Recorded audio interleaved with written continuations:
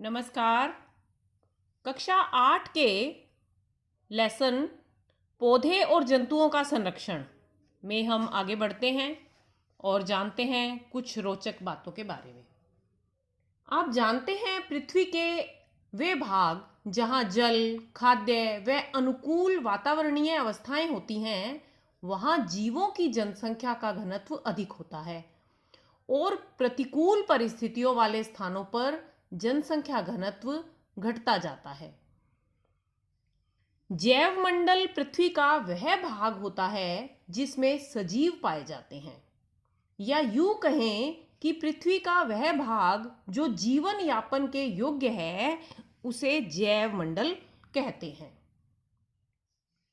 पृथ्वी पर पाए जाने वाले जीवों की प्रजातियां जैव विविधता को बनाती हैं। यानी जैव विविधता का अर्थ है किसी क्षेत्र विशेष में पाए जाने वाले सभी पौधों, जंतुओं व सूक्ष्म जीवों की विभिन्न प्रजातियां। हम हमारे देश के जिस भी राज्य में रहते हैं, वहां की स्थानीय जैव विविधता से हम परिचित होते हैं। हमारे स्थानीय क्षेत्र में उगने वाले पेड़ पौधे और यहाँ पाए जाने वाले जीव जंतु विश्व के हर कोने में नहीं पाए जाते। यानी पृथ्वी के अलग अलग भागों में अलग अलग प्रकार की जैव विविधता होती है। वनस्पति जात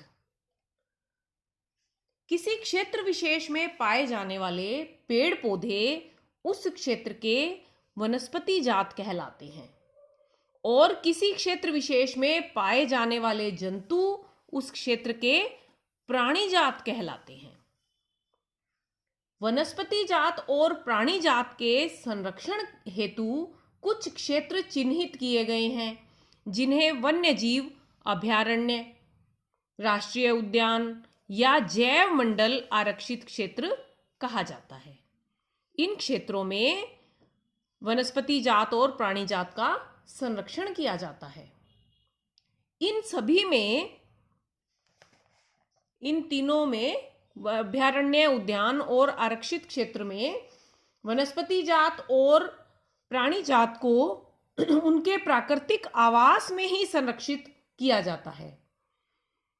मानव द्वारा फिर उन्हें सुरक्षा प्रदान की जाती है उनके प्राकृतिक आवास में ही, क्योंकि जीवों के विकास और वृद्धि के लिए प्राकृतिक आवास ही सर्वाधिक उपयुक्त होते हैं। इस प्रकार का संरक्षण स्वस्थाने संरक्षण कहलाता है। यानी प्राकृतिक आवास में ही जो संरक्षण दिया जाता है उसे स्वस्थाने संरक्षण कहते हैं। जैविक महत्व के क्षेत्रों का संरक्षण हमारी राष्ट्रीय परंपराओं का भाग है। हमारे व्यक्तिगत प्रयास, पूरे समाज के प्रयास और सरकारी तंत्र भी वनों और वन्य जीवों की सुरक्षा हेतु कार्यरत रहता है। सरकार इनकी सुरक्षा और संरक्षण हेतु नियम, विधियां और नीतियां बनाती है। आज हम भारत के मध्य प्रदेश राज्य में स्थित पंचमढ़ी जैव मंडल आरक्षित क्षेत्र के बारे में जानकारी प्राप्त करेंगे। पंचमढ़ी जैव मंडल आरक्षित क्षेत्र के पौधे व जंतु, यानी वहां के वनस्पति जात और प्राणी जात, ऊपरी हिमालय की श्रृंखला और निचले पश्चिमी घाट के समान है। इस क्षेत्र की जैव विविधता अनूठी है। किसी भी क्षेत्र का जैव मंडल आरक्षित क्षेत्र उस क्षेत्र की जैव विविधता और संस्कृति को संरक्षित बनाए रखने में सहायक होता है। जैव मंडल आरक्षित क्षेत्र एक विस्तृत क्षेत्र होता है।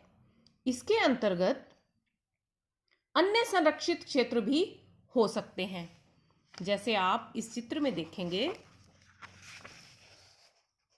यह पूरा चित्र है पंचमढ़ी जैव मंडल आरक्षित क्षेत्र का, और इसके अंतर्गत 3 संरक्षित क्षेत्र आते हैं: सतपुड़ा राष्ट्रीय उद्यान, बोरी वन्य जंतु अभयारण्य और पंचमढ़ी वन्य जंतु अभयारण्य। इसे आप इस चित्र में आसानी से देख सकते हैं। पंचमढ़ी जैव मंडल आरक्षित क्षेत्र के वनस्पति जात के बारे में अगर हम बात करें तो इस क्षेत्र में साल, सागौन, आम, जामुन, सिल्वर फर्न, अर्जुन आदि वनस्पतियां पाई जाती हैं। और यहाँ के प्राणी जात हैं चिंकारा, नीलगाय, बार्किंग हिरण, चीतल, तेंदुआ, जंगली कुत्ता, भेड़िया आदि। आज के लिए इतना ही। धन्यवाद।